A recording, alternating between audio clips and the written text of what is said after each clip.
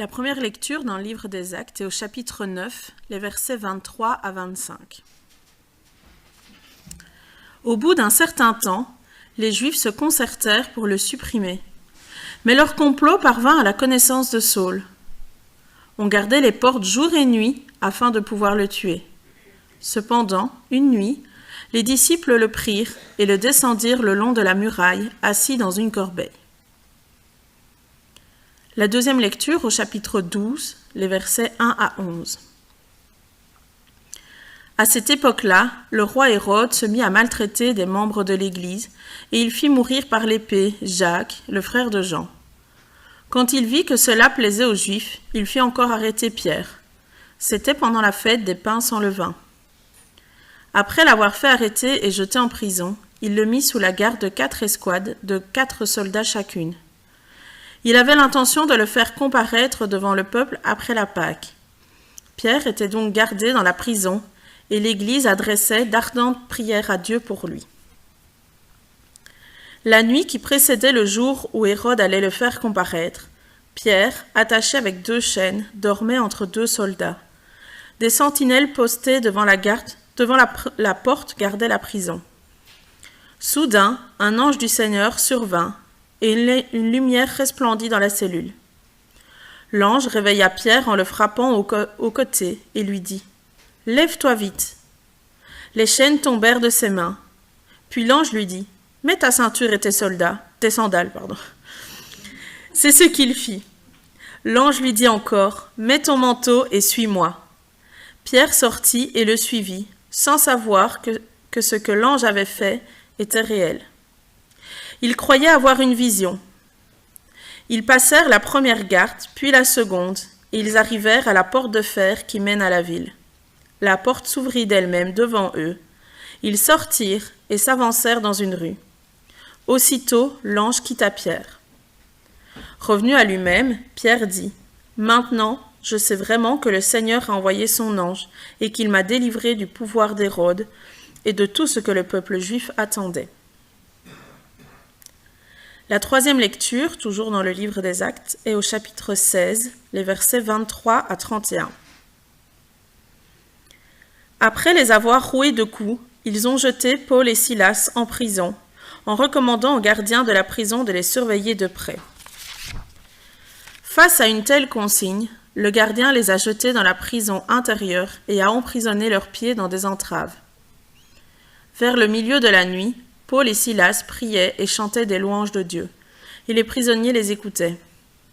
Tout à coup, il y a eu un tremblement de terre si violent que les fondations de la prison ont été ébranlées. Toutes les portes se sont immédiatement ouvertes, et les liens de tous les prisonniers ont été détachés. Lorsque le gardien de la prison s'est réveillé et a vu les portes de la prison ouvertes, il a tiré son épée, prêt à se tuer, car il croyait que les prisonniers s'étaient enfuis. Mais Paul a crié d'une voix forte « Ne te fais pas de mal, car nous sommes tous ici. » Alors le gardien a demandé de la lumière, est entré précipitamment et s'est jeté tout tremblant aux pieds de Paul et de Silas. Il les a fait sortir et a dit « Seigneur, que faut-il que je fasse pour être sauvé ?» Paul et Silas ont répondu « Crois au Seigneur Jésus-Christ et tu seras sauvé, toi et ta famille. »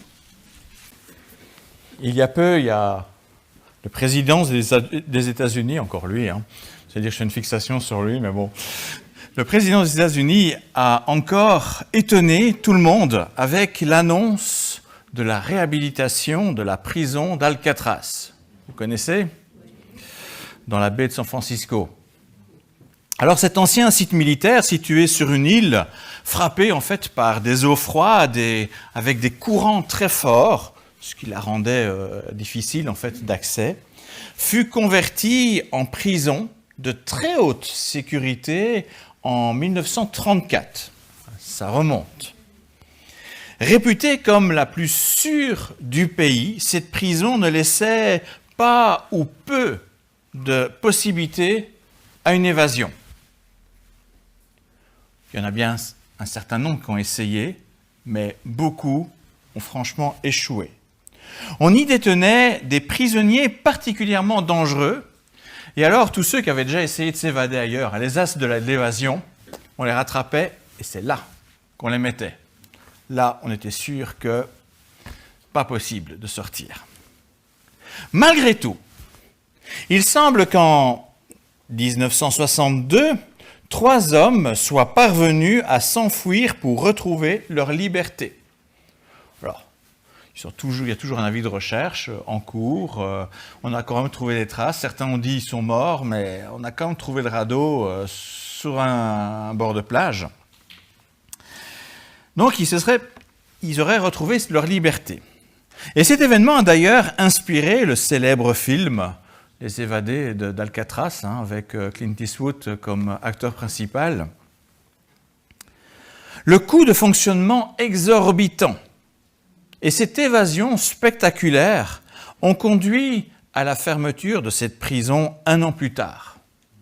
Alors, drôle d'idée que de vouloir la réouvrir de nos jours, surtout que c'est un musée aujourd'hui. Avec ce nouvel épisode que nous prépare un certain Donald, le cinéma a encore de belles années devant lui. En attendant, il pourrait produire un film sur d'autres évasions assez spectaculaires dont nous parle le livre des Actes. Ce livre biblique nous raconte les débuts de l'histoire de l'Église chrétienne. Et cette histoire, je ne sais pas si vous l'avez déjà lu d'un bout à l'autre, mais elle ne manque vraiment pas de rebondissements.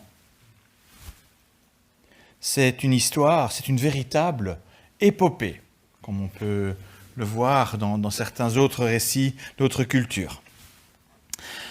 Ce matin, je souhaite me focaliser sur les 3 évasions dont nous parle le livre des Actes. Ce n'est pas banal, il y en a quelques-unes dans la Bible, mais pas tant que ça. Mais là, dans ce livre, il y en a 3. Non pas pour en produire un film, mais pour mieux connaître Dieu dans ces récits. Certes, ces histoires datent de plus de 2000 ans. Toutefois, nous avons le même Dieu qui n'a pas changé depuis lors. La première évasion, évoquée par Luc dans son évangile, dans son livre des Actes, est l'évasion de Paul de la ville de Damas. Paul, aussi appelé Saul de Tarse, à ce moment-là il s'appelait davantage Saul de Tarse que Paul, c'est venu plus tard, était un farouche opposant au christianisme naissant.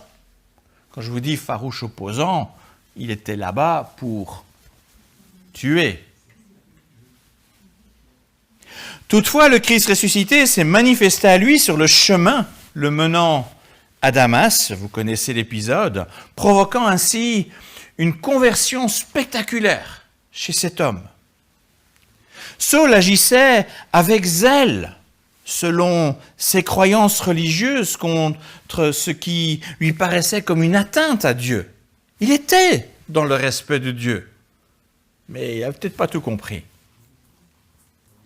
Mais sa confrontation avec la vérité, avec le Christ véritable, a profondément bousculé toutes ses croyances, toutes ses convictions, de sorte qu'il est rapidement devenu, désormais, un ardent défenseur de Christ et de son Église.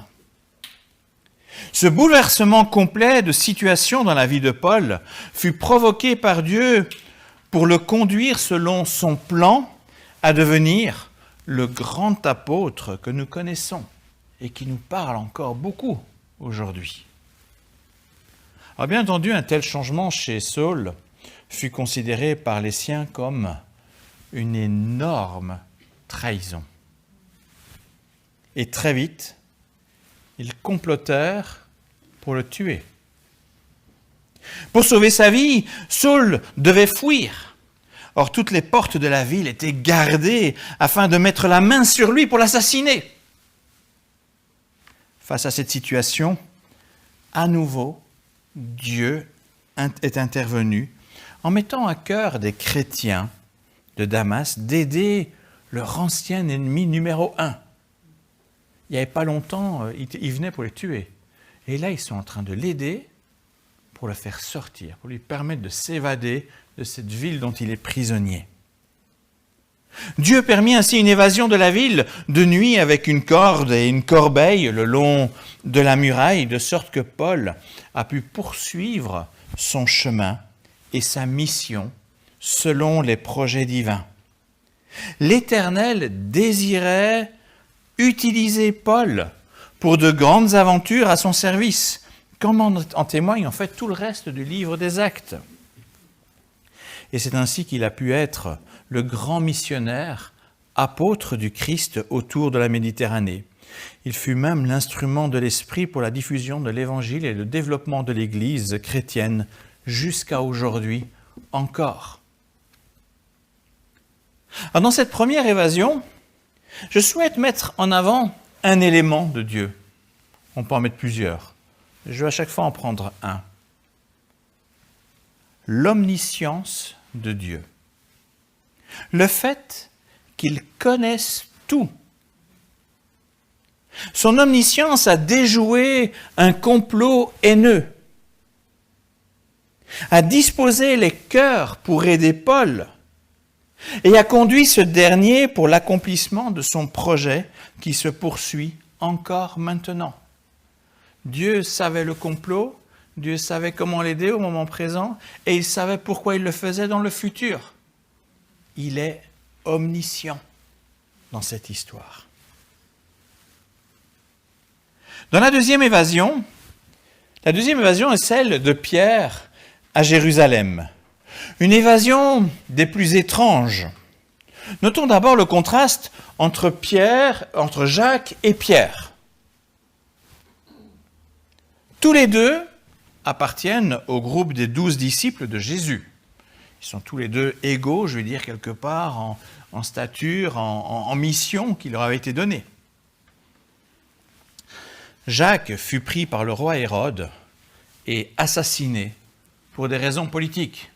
Hérode voulait plaire aux Juifs et autant faire tomber une tête et avoir le peuple dans sa poche.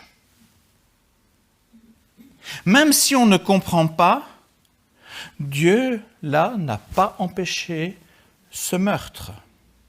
En revanche, on voit qu'il intervient dans le cas de Pierre qui, arrêté, s'apprêtait à subir le même sort pour les mêmes raisons. Si ça a marché une fois, autant remettre une couche.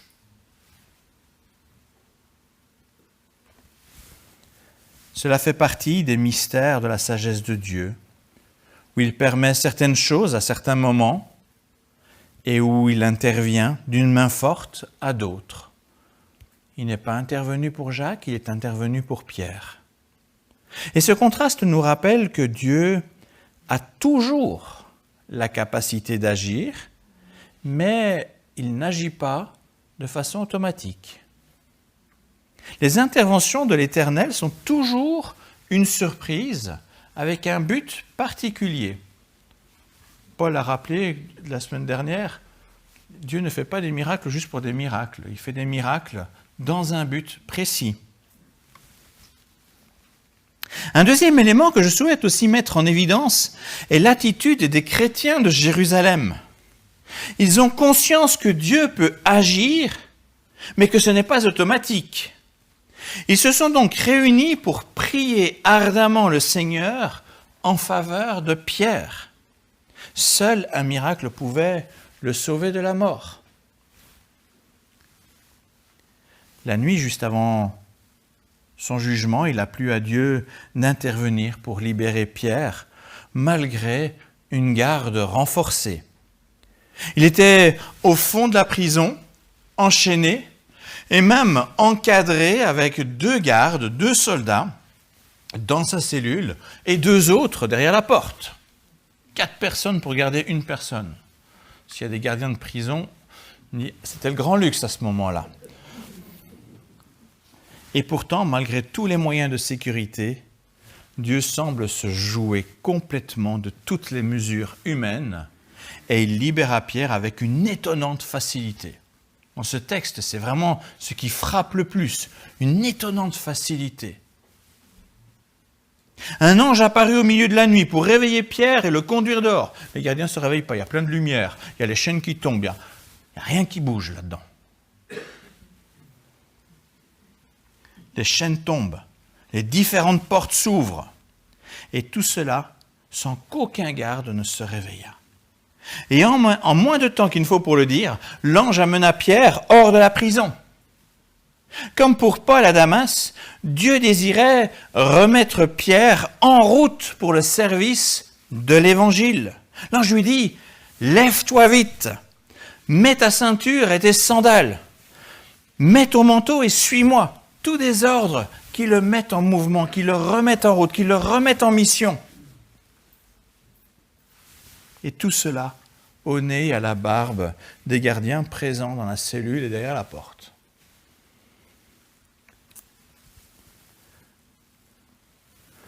Cela évidemment est venu comme une surprise par Pierre. Il pensait rêver ou avoir une vision, il ne savait pas trop bien, il ne percevait pas trop qui était en réalité. Mais une fois dehors, il pouvait constater la permanence de l'omnipotence de Dieu. Il l'avait déjà vu avec Jésus ressuscité à Pâques, et là il le découvre lui-même, il le vit lui-même. Nous ne pouvons pas forcer la main de Dieu, toutefois Dieu peut tout. C'est ça être omnipotent. Dieu peut tout. Il a toute puissance sur les choses, sur les événements, sur les êtres humains.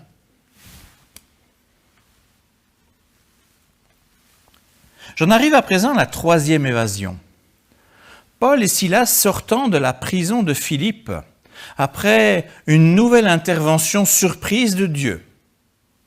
Là encore, les deux serviteurs, Paul et Silas, étaient enfermés sous bonne garde, après avoir subi un passage à tabac.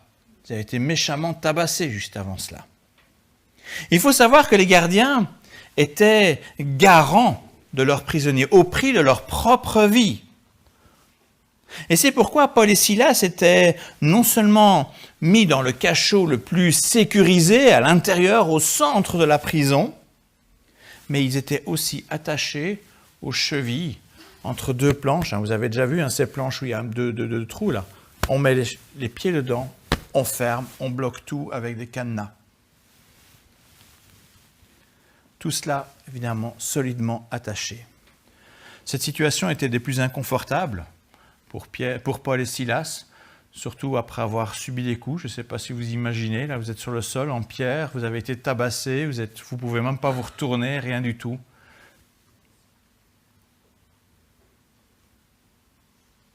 À la lecture du compte-rendu, on est frappé, malgré cette situation, de lire que Paul et Silas priaient et louaient, chantaient des louanges à Dieu.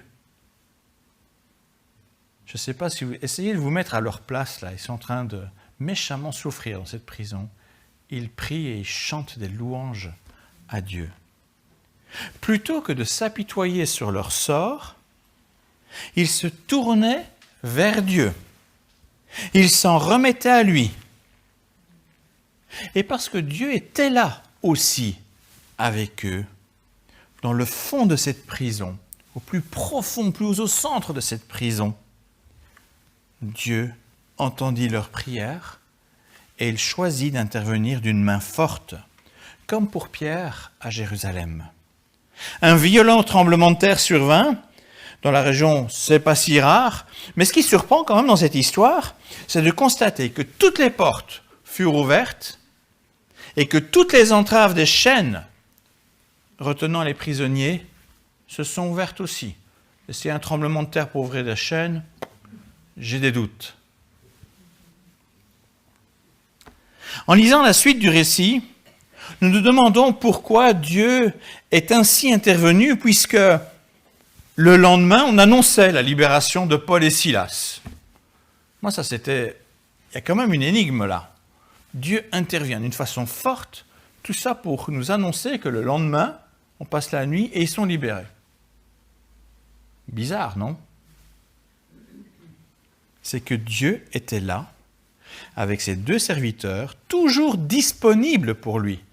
Pas en train de s'apitoyer sur leur mal, mais dans la prière et dans la louange. Et donc disponibles pour Dieu. même dans cette situation-là, même dans cette prison. Malgré leur enfermement, ils vivaient pour Dieu. Or, ce dernier avait besoin d'eux, cette nuit-là, dans cette prison. Quand toute la prison s'ouvrit, le chef des gardiens voulait se suicider. De fait, il savait qu'il allait être exécuté à cause de l'évasion de tous les prisonniers. La réalité fut tout autre. Paul et Silas et les autres prisonniers, malgré la possibilité de partir, je ne sais pas ce qu'il leur a pris de rester, mais ils sont restés. Personne n'a fui de cette prison. Cela montre combien Paul et Silas ne se préoccupaient pas d'eux-mêmes. S'ils pensaient à eux-mêmes, ils seraient partis. Non, ils sont là, ils restent là. Ils sont d'abord dans la présence de Dieu. In extremis, Paul empêcha le gardien de se donner la vie. D'une certaine façon,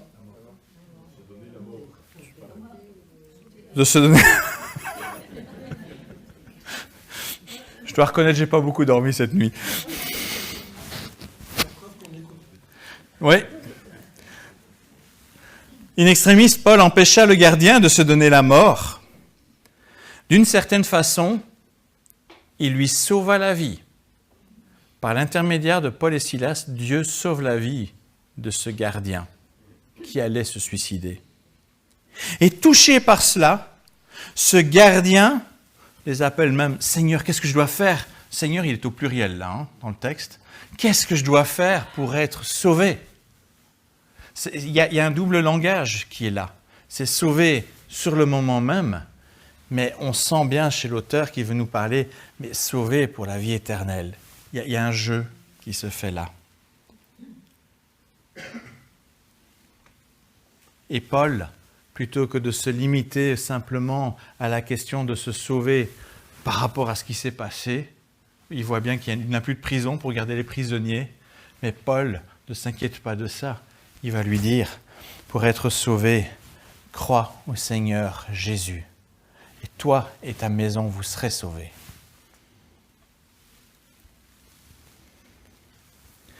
Ce gardien, cette maison, furent le point de départ de l'église de Philippe. Philippe, ce n'est pas n'importe quelle église pour Paul. C'est une église qui a été particulièrement bienveillante à son égard après. De la même manière que le gardien a pris soin de Paul et Silas, en fait, ils ont continué à prendre soin de lui. Régulièrement, quand Paul était en difficulté, ils l'ont soutenu en lui envoyant de l'argent pour poursuivre son ministère. Voilà ce que c'est Philippe. Voilà ce que c'est ce gardien que Dieu a sauvé au milieu de la nuit. Ce qui me touche dans ce troisième récit, c'est la conscience chez Paul et Silas de l'omniprésence de Dieu, même dans ce trou. Il est partout. Il peut être prié et loué, même dans les lieux les plus reculés. J'ai envie de dire, même dans le plus profond de nos cœurs, quand on a du mal là-bas. Et cette omniprésence est confirmée par l'intervention miraculeuse de Dieu. Il n'est pas de mur et de porte trop épais pour empêcher l'Éternel d'être là, auprès de ceux qui se confient en lui, raison pour laquelle il est toujours utile de porter notre attention sur lui et non sur notre situation malheureuse à nous. Apprenons à ne pas toujours nous morfondre sur nous-mêmes, mais à regarder vers cette présence de Dieu qui est là, à nos côtés. La présence de Dieu offre des perspectives très différentes. Alors après ces brefs commentaires sur ces 3 épisodes, je souhaite à présent terminer en cherchant des prolongements pour notre vie d'aujourd'hui. Il est évident que ces 3 épisodes sont assez exceptionnels et que cela ne se passe pas tous les jours ainsi, de cette manière-là. Ça, c'est clair.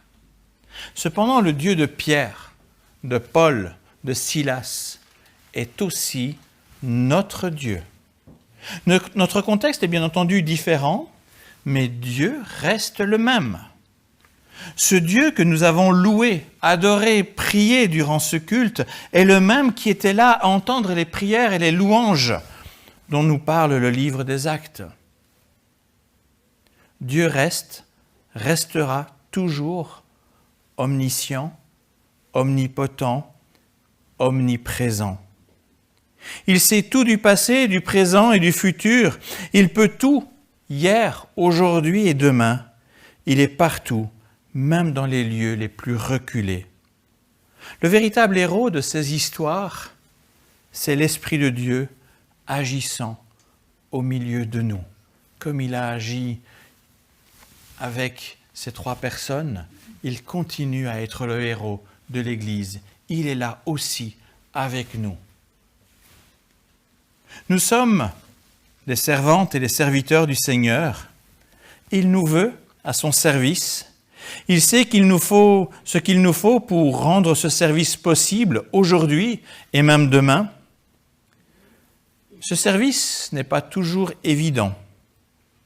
Il y a souvent bien des entraves qui nous empêchent de continuer, qui nous découragent, qui nous emprisonnent. Parfois on est là, Seigneur, qu'est-ce que je peux faire pour toi? On se sent un peu enchaîné.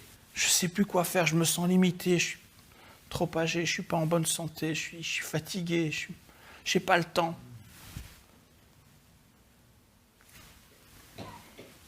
Cela peut être des murailles internes aussi, comme ça peut être des murailles externes.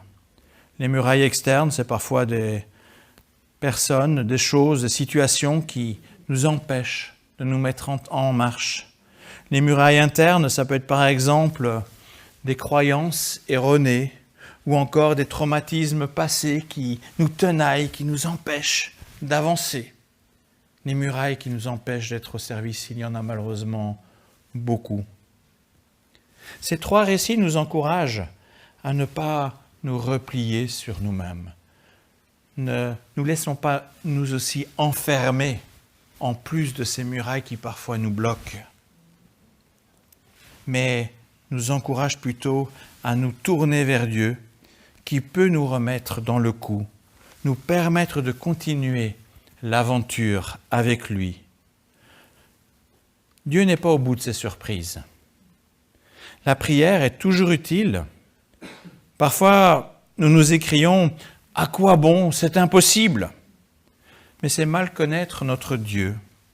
Alors prions, laissons-nous surprendre par Dieu. Il a plus d'un tour pour nous libérer de tout ce qui nous retient captifs, de tout ce qui entrave notre disponibilité et notre service à la suite du Christ. Avec la grâce de Dieu, soyons les évadés du mal, de sorte à être libres pour accomplir le bien. À Dieu soit toute la gloire. Amen.